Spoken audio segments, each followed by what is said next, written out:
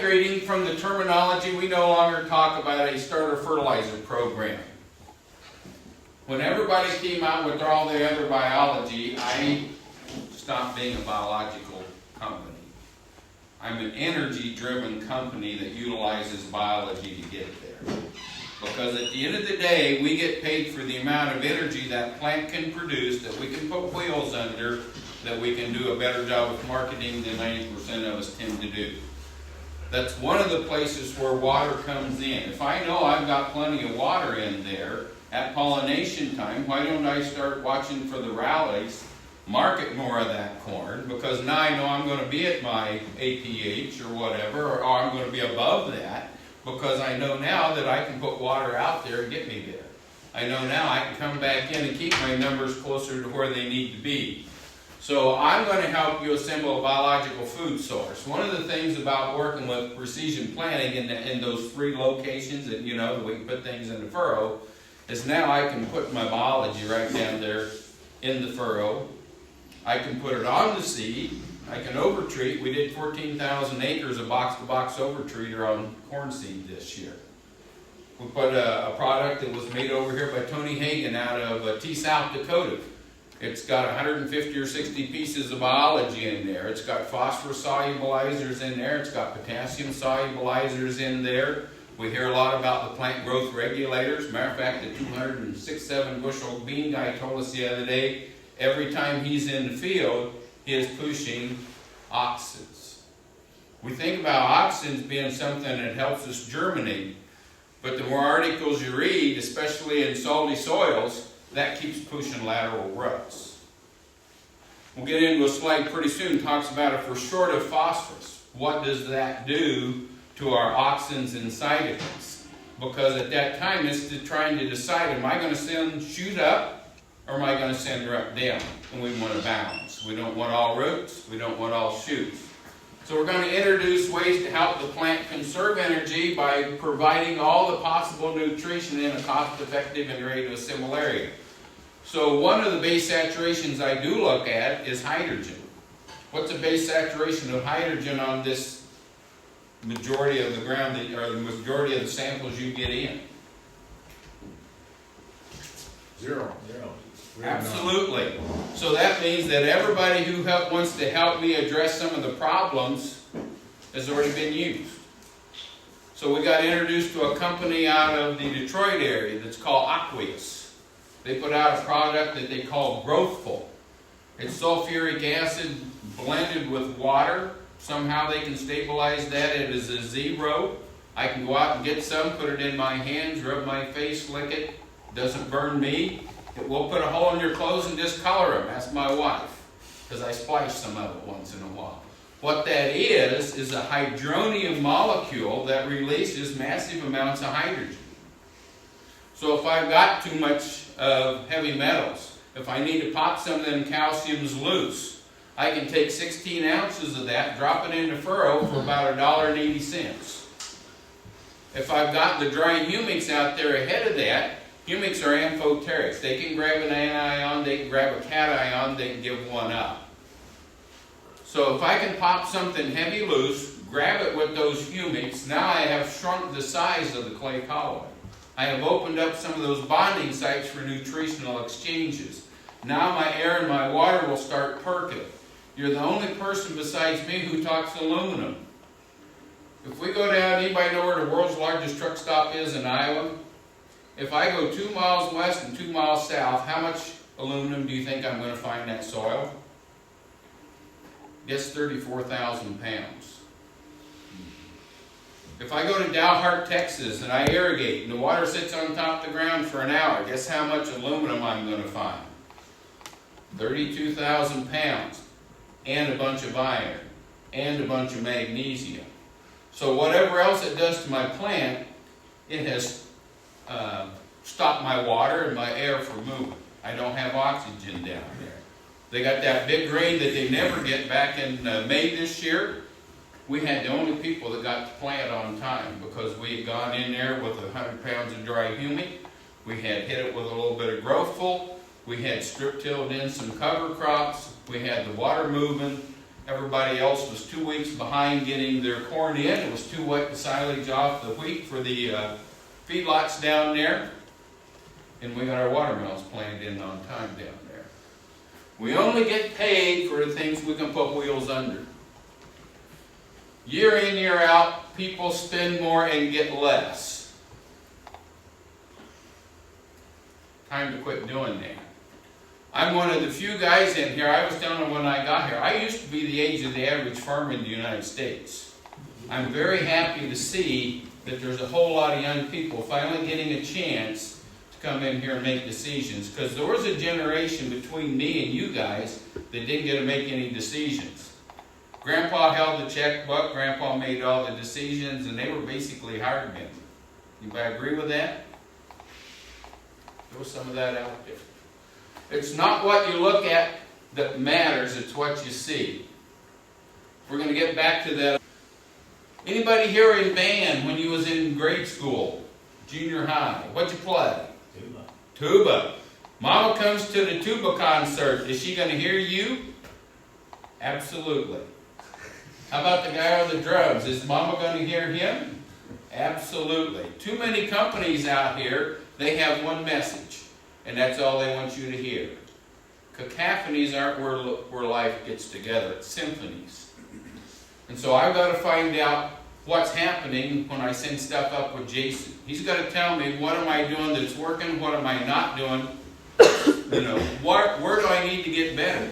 That's why I'm starting to look at the buried water probes. I need to know, how is that water going to affect how I need to put my nutrition out there. As we go down there, can I say at 0 to 8, here's what I'm going to do. 8 to 16, here's what I'm going to do. As my roots go down, Mr. Comer Cornhead, right? He's talking about stratification because of the no-till. We went out and did meetings in Kearney, Nebraska. We got a guy who said, for the last 15 years I've no-tilled. He says, I can't even get my cover crops up anymore. When you talk about the different forms, one of the things that Dan Alk and Dana Dines taught me, they're USDA ARS down in Ames, Iowa. If we have saturated ground, because I was getting ready to go down to see John Brenner on the south side of the Missouri River, and we had gone over the dike 4 times in what used to be the 100-year floodplain, and we had 25 foot of water in there 4 different times. So I said, I know I've got compaction. And they said, that's not your whole story. The rest of the story is, it doesn't have to be an inch deep of water. If it is soaked, the 2+ iron, which is part of what holds my aggregate together, is like glue on a paperback book. It turns loose and goes down the stream. It doesn't reform. That lets all of my clay particles go back and lay flat like sheets of paper. So this guy actually has a plow pan on the surface of his no-till ground. So if he's got a plow pan there, and he has put all of his calcium and all of his dry fertilizer on there for the last 15 years, what happens when we get calcium and chloride together? Concrete. So he now has a concrete wax layer on top of a surface plow pan, and he's asking me why the water won't go in. So I'm going to go a little different here on the short barrel stays, because sometimes I think the shortest barrel stay is biology. Many times it is. The one thing I'm going to add to everybody else's story is cobalt, because I need cobalt and moly to make that nitrogen work. Anybody here use urea? Little. What makes urea work? What triggers the ureas? Nickel. It's another one we don't talk about maybe enough. Silica. So we talked about getting these big bean yields, and somebody said the branch snapped. Well, what would hold my branch together? Silicate, copper.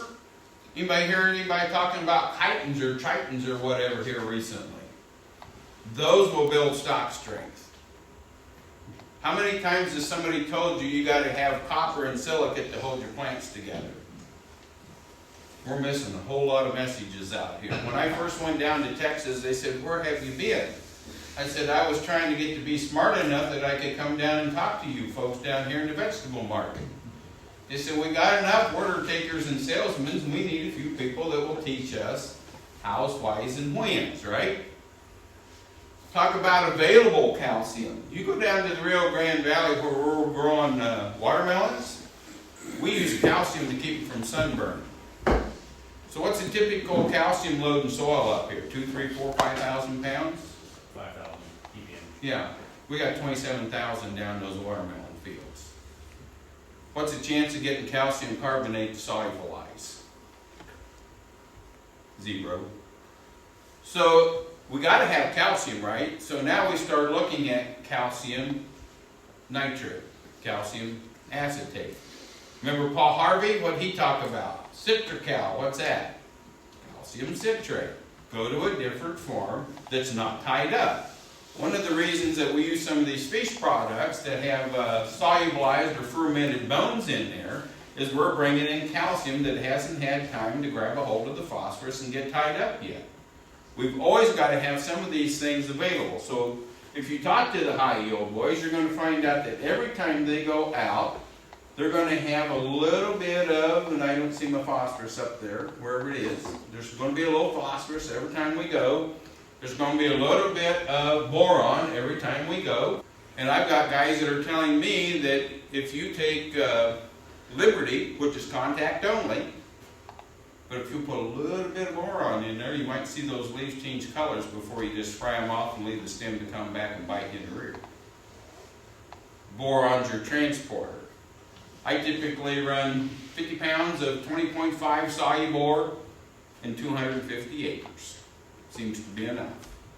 I can show you tests when I used to run the stuff up here to Hefty's for Dan Lucas and throw a few things in it. That Darren took his boron one time, one of his readings was 100. You know what it was the next week? 11. And if he didn't introduce more, it didn't come back up. Boron's one of those like vitamin C. That's why I mentioned vitamin C. It goes away. So every time I want a little boron out there, but don't blow my budget, because I'm going to ask you to do it every time we do something. So this goes back, I took one version of this and I drug that slide up behind the horse guy, because when I'm showing this to Tony, that produced my Soy FX, that makes some of this branching and things happen, I'm looking at my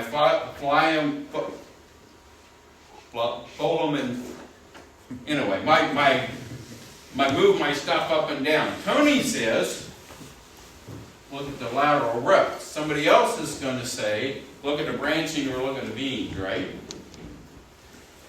So the focus changes many times throughout the growing season. This just got back into, I got down to the east side of Kansas City, Missouri, and there was a guy that was sitting there and he's got peak readings of 108, but nothing's getting in the plant. Well, when you went over here, at least they told you one of the reasons that he didn't get it in was only 9 of those 73s were available to him. That's why we got to go back here and find out what actually can get in the plant. He didn't need to go out and buy any more phosphorus if he's got 108 in soil. He needs to break it loose. He needs to get it inside the plant. Once in their whole life, that was in a John Deere magazine. John Deere at one point in their life cared about biology.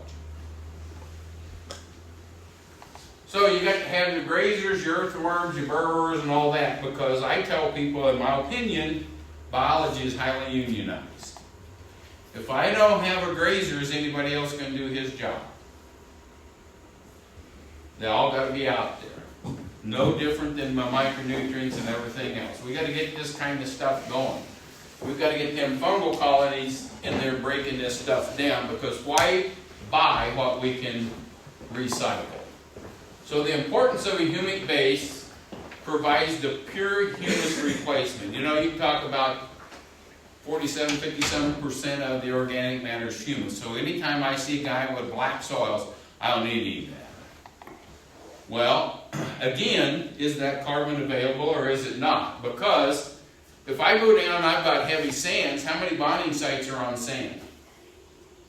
0, right? So everything goes through. That's the definition of hydroponic farming. I can provide my own bonding sites. I just mentioned being a natural toxin binder. Take those hydrogens, pop loose the heavy metals, grab a hold of them, let them eventually go on through. It's a great chelator. Anytime you have humic, you have some fulvic, right? Fulvic is the one water-soluble molecule out of the 12 things that make up humic. Fulvic's going to have a CEC up in that 1300 range. Typically, your humics are going to be 450 to 650 in that range. Also holds 20 times its water. So that's why I put it in my livestock feed. I got to change the name. You can't feed humics to livestock because there was a veterinarian named Dr. Scow. Anybody ever heard of Dr. Scow that was down at Fairmount Veterinary Clinic? Years ago, he started putting humic shale in the pig feed. And the Minnesota Department of Ag came down there and said, "What are you doing?" He said, "I'm putting this in the feed." They said, why did you do that? Because I wanted to. And that term wasn't in the American Association of Feed Control Officials book. And so they said, best you not do that anymore, because next time we will take not only the feed license away, we will take the veterinary license away. So when I wanted to get humic in here, how many people here have manure on the fields? As soon as that manure goes out there, those heavy metals are going to try and find a bonding site on my clay particles, right? So about 10 years ago, because I grew up in pigs, my oldest brother was one of the past presidents of National Pork Board, so I know a little bit about pig production. I know that if I can stabilize those heavy metals with humics before I get them out to my clays, it's going to save me from breaking them loose later.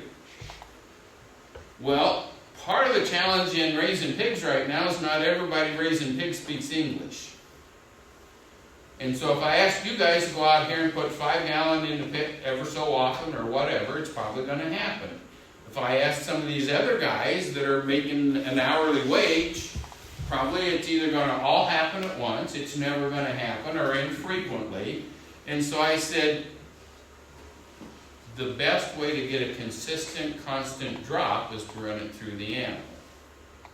So I went back in there and I started looking at the terms that were inside of the American Association of Feed Control Officials. And I found the term reed sedge peat. So I registered in 15 states to sell reed sedge peat.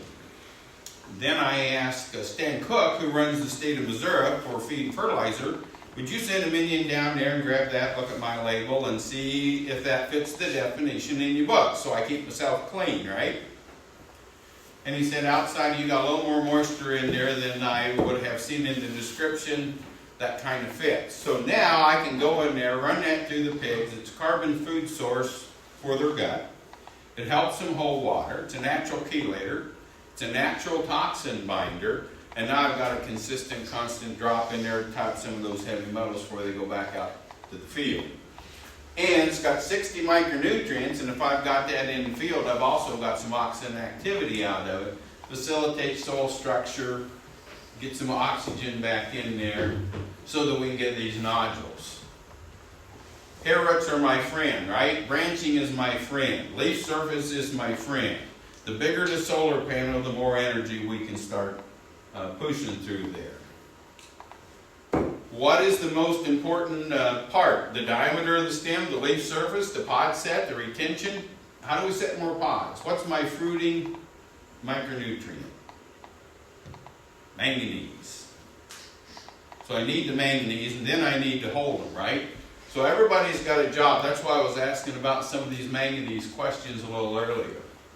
This is something I found on my LinkedIn the other day, and it tells me that if my phosphate is deficient, and my auxins, my cytokines, see my cytokines don't have anything up here because it became auxin dominant. Or if we're going down here and we're nitrogen deficient, we're going to be short on my nodules and we're going to be weak on top. We're always trying to stay in this balance of in the optimum ranges. If the phosphorus is right, that's how we get the big stem. We get the roots out there if the nitrogen's right. So does nitrogen need water to move in the soil? And potassium? And how many times you heard somebody ask you about selenium? Anybody here run cows?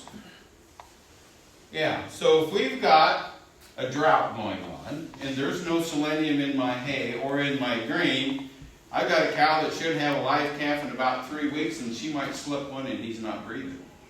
All goes back to selenium. So I've got a Cherokee medicine man I've worked with for the last 6 or 7 years, and I'm talking selenium to him because we have all these weird conversations about frequencies and radionics, and I went in to see this guy. I talked to him 15 minutes. He said, your blood pressure's still high, you've had a little angina attack the last 30 days, and you're short of copper. So I started paying attention to him because he's pegging me, right? So when I'm talking to him about selenium, he says, I'm an old guy that used to work on radios and TVs when they had tubes in them. He said, there's selenium in there for the low-end frequencies? I said, I didn't know that. He said, so what are you doing for the high-end frequencies?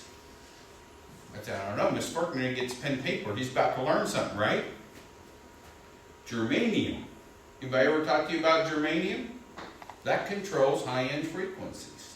Do plants work and communicate through frequencies? Probably. So I'm going to play with a little germanium until I get on my Google search. What do you think germanium's going for this week? $2,800 per kilogram. So it's going to be a very small amount if I get some and start playing with it. But those are things, that we don't always talk about. So the auxins and cytokines play a pivotal role as the regulators in orchestrating shoot-to-root growth. If we're deficient, cytokines are reduced, low shoot root growth. Show the picture again. Auxin concentration transports high, cytokine action is repressed because it's another one of those push-shove things, right? You got your zincs and your coppers, and you got all these things that have a very small sweet spot. You go back and look at Mulder's chart. What does this thing do? You put something in there, isn't going to mess up what somebody else is trying to do. Under optimal water nutrient availability, the auxins decrease, cytokines increase, which affects the shoot and the root growth. Where do we get cytokines? Kelp. So every time I'm out there, I'll run a half or an ounce of kelp, just to keep that kind of stuff going. We can overdo the plant growth regulators.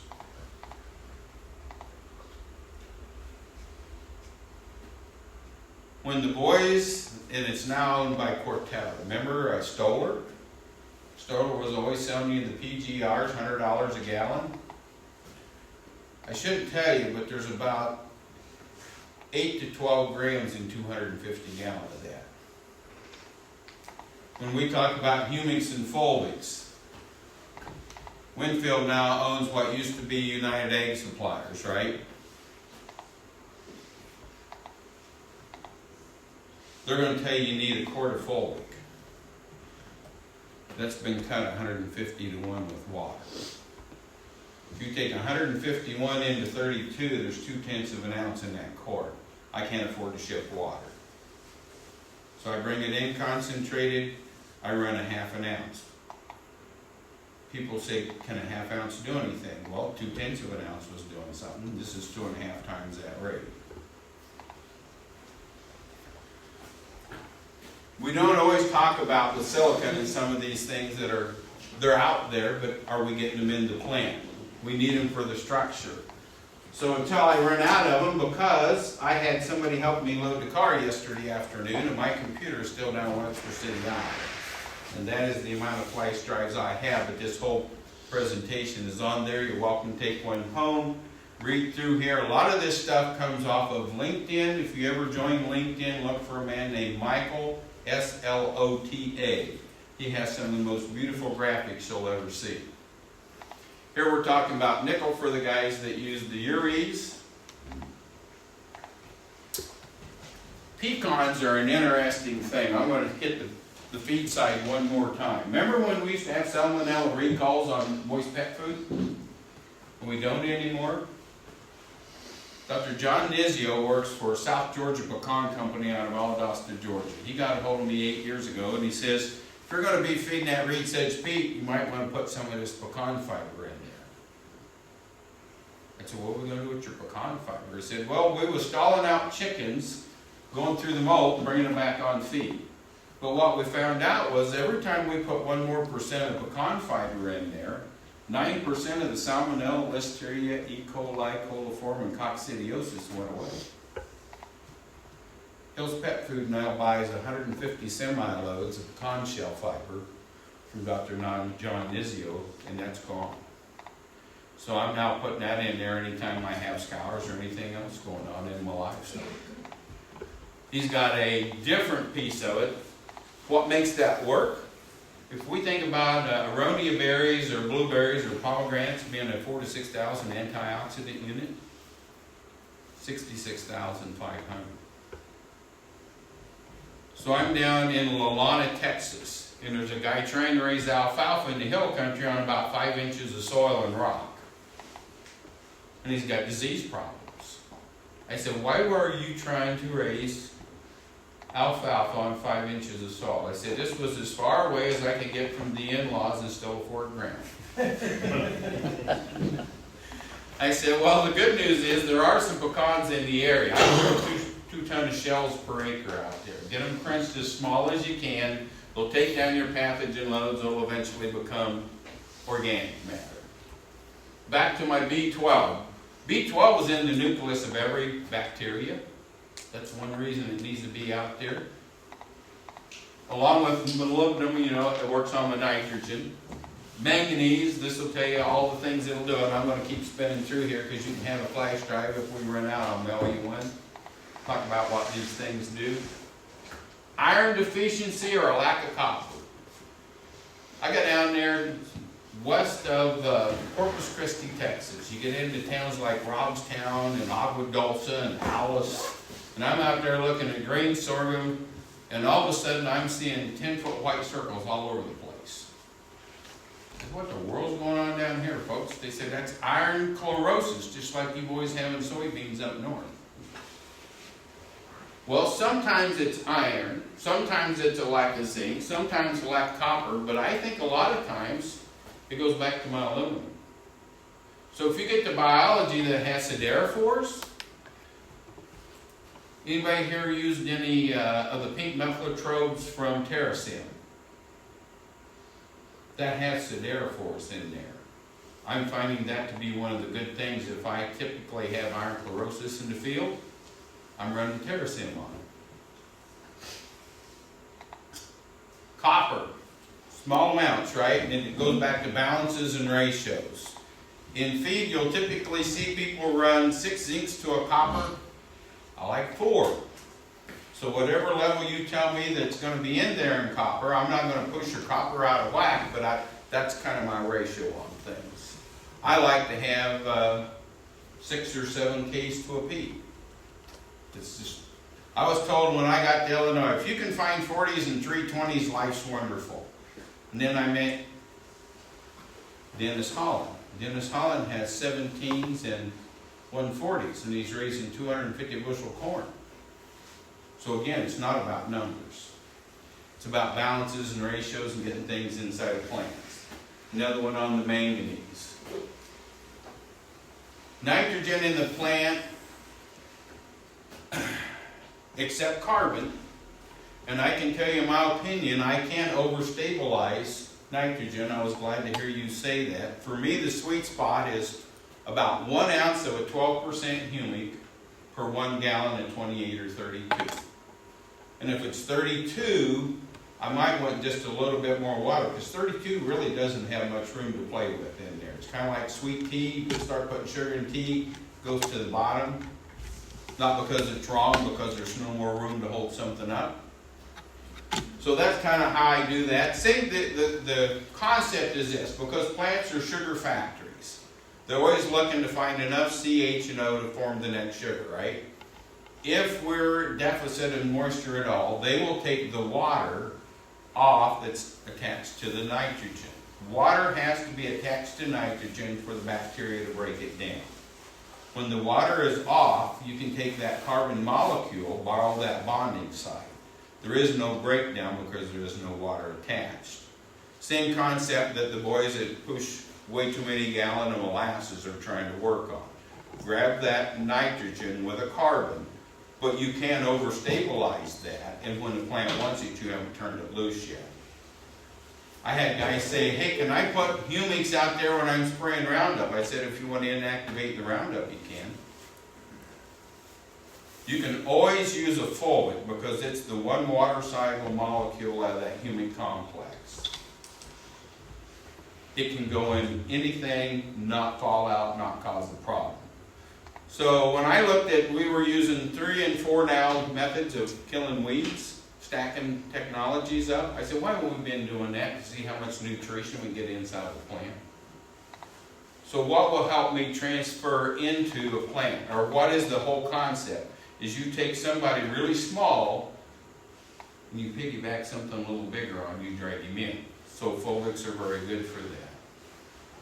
Amino acids are very good for that. So when we introduced the product that I buy from Newfields now, that's the soy dust, you know, that either by itself or it's a wonderful carrier for the biology. When you saw the hopper boxes and those things come out and you got to punch the little hole in there because they're still on talc and graphite, the reason you got to punch that hole in there the day you go to the field is because about 8 days later that biology is going to be dead if you don't. It'll sit there on that soy dust for up to 2 years. Soy dust actually has 16 plant-based amino acids that will be a 19-day food source, help take care of my biology until I get it in the ground and grown. Now, plant-based amino acids are D dash. That means they're not biologically ready to go, so they are going to burn up a little bit of my energy, so I don't just rely on those. Cleaned up fulvic has 23 amino acids you can identify in there in bits and pieces. When I use the high energy fish that we'll get into here in a little bit, I'll stop there, but I'm going to finish this story. The high energy fish is a pink salmon they pick up off of the coast of Nova Scotia up in there. They don't use any of the meat. They ferment it for 16 months. Full set of L-dash amino acids and omega oils. Did you know that plants need fat-soluble vitamins?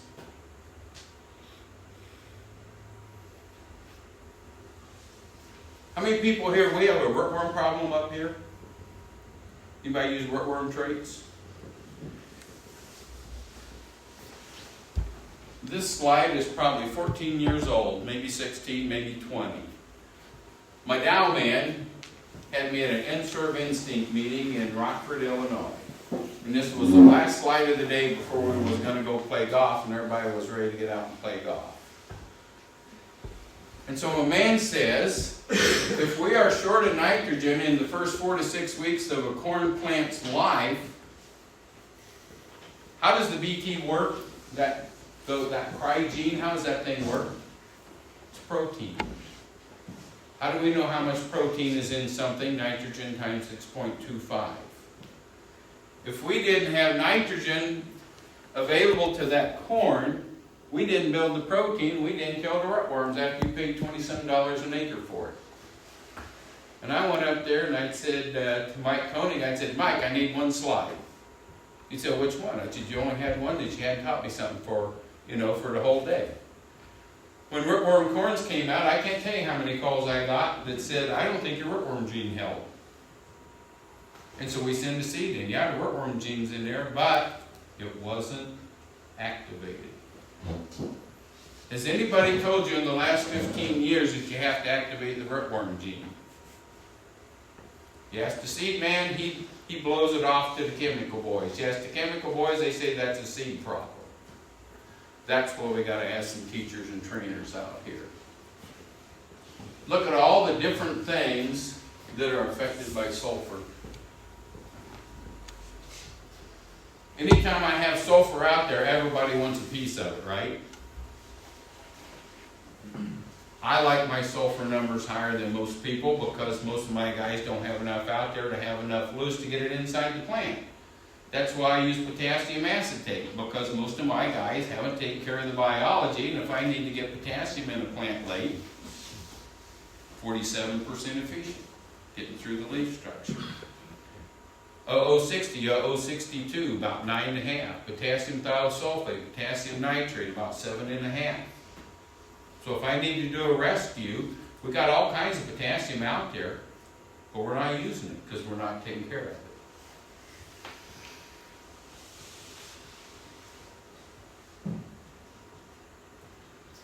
So this is my third year to have my own little section over at a Precision Planting, and I was fortunate enough to be in the nanofin part of it.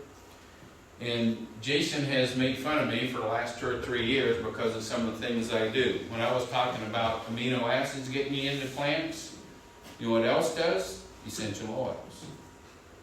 So I have a little product I call Cedar Heater that's 13 essential oils. It's got a little bit of a folic carrier to it. And if you look at people like Ralco in the animal feed business, their whole world is oregano. Well, oregano and rosemary and marjoram, those kind of things are antimicrobials. When I did some nutrition work for Organic Valley, am I getting short on time? Pinch me if I am. They taught me that echinacea coming out of the purple coneflower stimulates the body's natural immune system. Would that happen in a plant? Anytime you got cayenne or some kind of hot pepper, that speeds up metabolism. Would that do it in a plant? This same guy that's telling me by reading my energy what's going on in my body, he says, don't forget yarrow. I look yarrow. I didn't know what it was. It's flour. But in you and me, it relaxes the blood veins. Less restriction on flow. I went down to a feed meeting in St. Joe, Missouri, and they'd taken a, I gotta think which piece of the biology it was. I don't remember if it was an azospirillus or what they did, but anyway, they grew it out on a protein and they grew it out on a carbohydrate. What they found out was the stuff that was on the protein was worthless, but whatever they'd grown on that carbohydrate would get in the gut and would ever so slightly increase the tight junction without letting the pathogen through. Less restriction on active and passive absorption. Will that work in a plant? That's where some of the weird things that drive my mind and keep me up in the middle of the night come from. So what I did find out was driving more yield doesn't always pay off, right? But maybe some of these things went down, they're going to be there next year for the next guy to get a hold of. But what we did in furrow returned $139 more than we spent. What we did on corn returned $205 more than we spent. And was all delivered through your Netafim tape. This is an interesting study. John Miller lives in Catlin, Illinois, just outside of Danville, east of Champaign. And he's been looking at the Y-drop for years, and he doesn't like floppy hoses. So he got a hold of me about 6 years ago and said, what if we would stabilize those hoses? What if we had down pressure and gauge wheels so we knew exactly how much pressure we were putting down? What if we got a hold of Bill Dietrich, remember the blue DMI equipment? We said, Bill, if we're going to run this thing at 5 miles an hour on a pole bar, and we want to go 3/4 inch deep, 1.5 inches wide, and put just enough soil on top of that nitrogen that it doesn't just evaporate, what would our angle be? So that was the beginning of the end placer. So now we have a machine set up that we can absolutely put it at the base of the plant on either side. There's one version of it for any kind of raised bed operations. And this year, Precision Planting, it will have the ability to drop dries and liquids. I'm one of the guys that thinks that if I have white mold, any white mold up here? If we can touch that in the first 16 to 24 hours, I still believe we can stop it. So I told John, now that I can force this down, if I had something on there to open that canopy up, and I had a little nozzle here about 4 inches off the ground, I think I can spray hypochlorous acid in there, that HOCl molecule, and stop it. Because I did that at Loftus's. I climbed in there with a hand sprayer, and I started spraying some of those plants, and you can see the white sclerotia, but I still grew beans above it.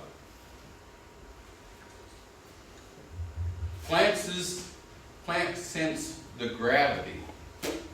I learned things, you know, what does that tell me? It tells me I don't know what's going on, you know. My favorite story from Phil was this.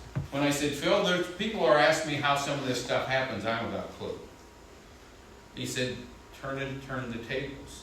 How many people know where your white blood cell or your red blood cells are made? In the bone marrow, right? That's why you get a bone marrow transplant if you got cancer. So what color are red blood cells? Red. What color is bone marrow? White or grayish, right? How many blood veins and vessels are hooked to bones?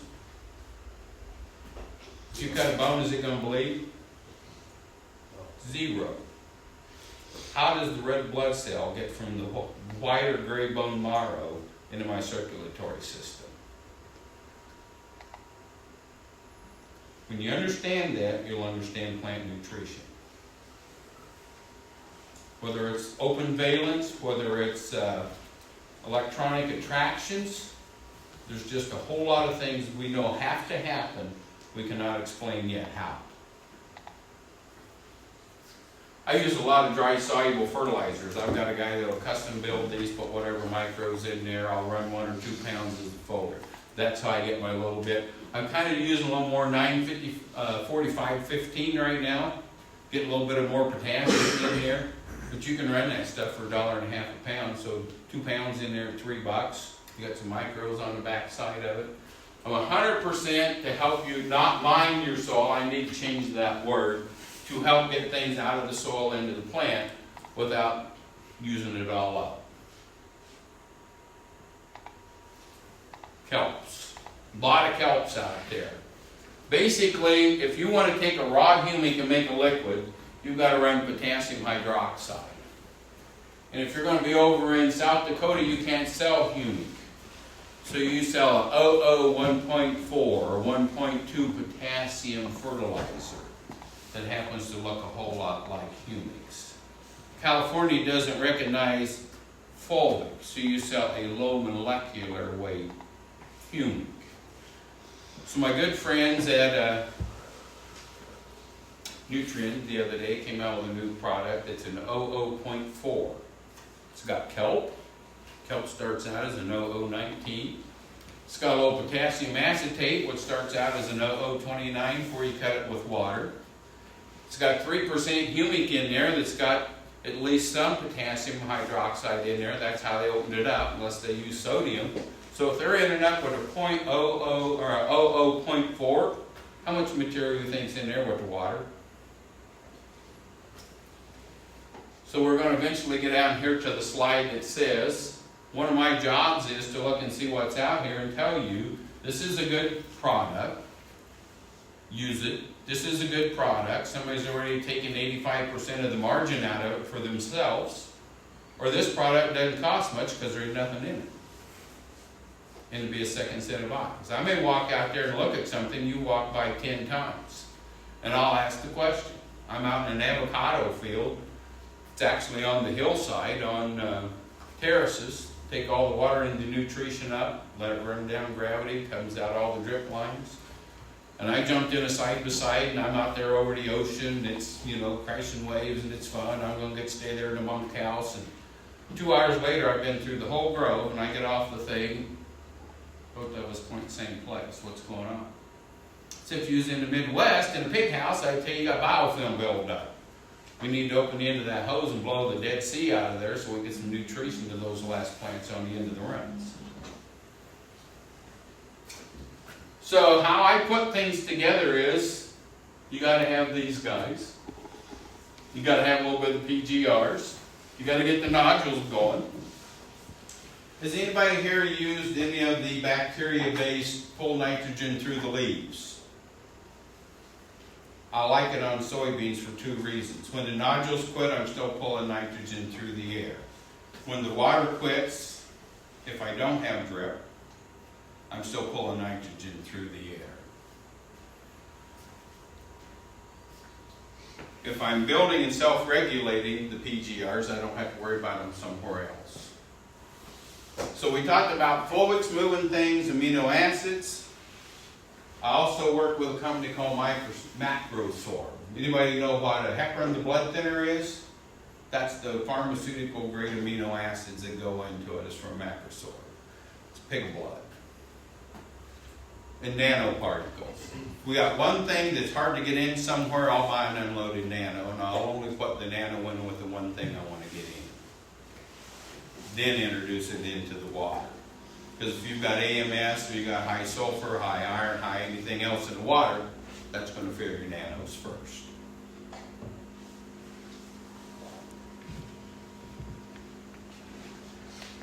So we're going to put this symphony together, and I do a lot of things in an ounce, or half ounce, or a pound. I try and make it all as a concentrate, so we can go through a drone at 2 gallon. I sell things by the acre. That's how I assemble things. Everybody says, what's this worth a gallon? I don't know. Depends on how we build it. It takes a certain amount of water to keep everything in solution. This is what I want on an acre at a time. The fish hydrosylates are really good food for the fungi guys. That's why they're in some of the recommendations. There's my 4 jobs. And thank you. Questions?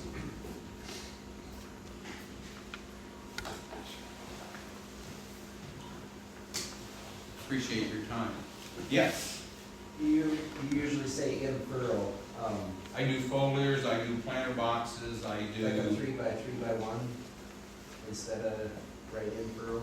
So if I'm going to put fertility out there, I just assumed it wasn't right in my furrow. That's Okay. when I talk about the way things happen over precision, put my biology here, then I put my yuccas and some of my other things that I use over a little bit, and then I'm going to have my fertility in number 2 and number 3, so that as we go down, we keep accessing it.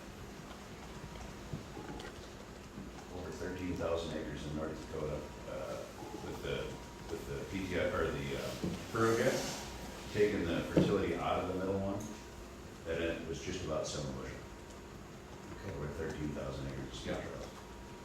We're better off to feed the biology in the middle and move the fertility over one. So we're set up with a conceal, 3 by 3 by 1, but Yeah. so it would be beneficial if they throw a furrow jet or put biologicals in furrow.